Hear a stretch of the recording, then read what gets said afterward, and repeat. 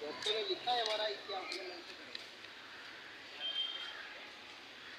जी SMC द्वारा civil हॉस्पिटलના તંત્રને notice કરવામાં આવી છે શું કહેશો?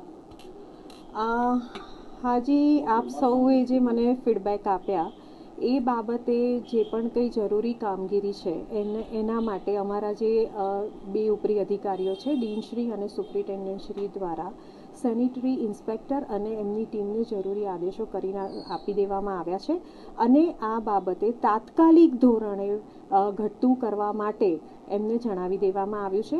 અમને મળતી માહિતી પ્રમાણે જે પણ કંઈ પ્રોબ્લેમ્સ હતા અમારા ત્યાં જે વરસાદી પાણીને કારણે અથવા તો અમારે હમણાં જે બિલ્ડિંગોની જે શિફ્ટિંગ ચાલી રહ્યું છે તે દરમિયાન અમને જ્યાં જ્યાં લૂપહોલ્સ જોવા મળ્યા એ બાબતે અમને જરૂરી રિપોર્ટ આપી અને 75% જેવી કામગીરી પૂર્ણ કરેલ છે.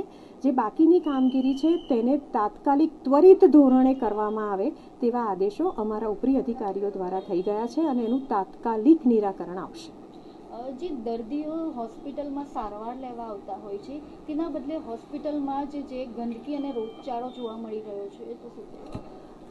આપ સૌ જાણો છો તે પ્રમાણે હમણાં જે થોડાક પાછલા મહિનાઓમાં જે વરસાદી વાતાવરણ રહ્યું એ વરસાદી વાતાવરણને લીધે જે થોડીક અમને જે તકલીફ પડી રહી છે એના બાબતે અમારા જે સેનિટરી ઇન્સ્પેક્ટર અને એમની ટીમ કાર્યરત જ છે.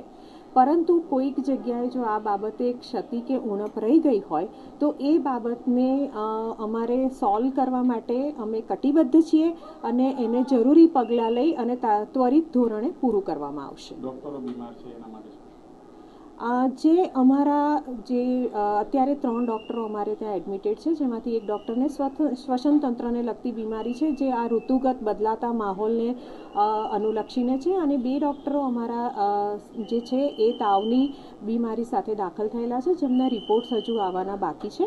તો એના માટે અમે જે પણ કંઈ છે જરૂરી નિદાન અને સારવાર શરૂ કરી દીધેલા છે. અમારા જે 2 ઉપરી અધિકારીઓ છે એના દ્વારા તમામ વિભાગના જે વડાઓ છે એમને જણાવી દેવામાં આવ્યું છે.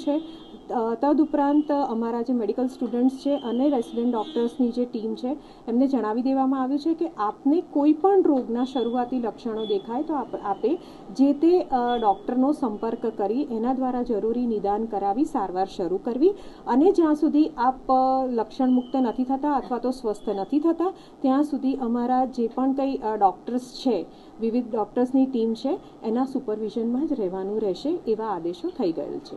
ઓકે.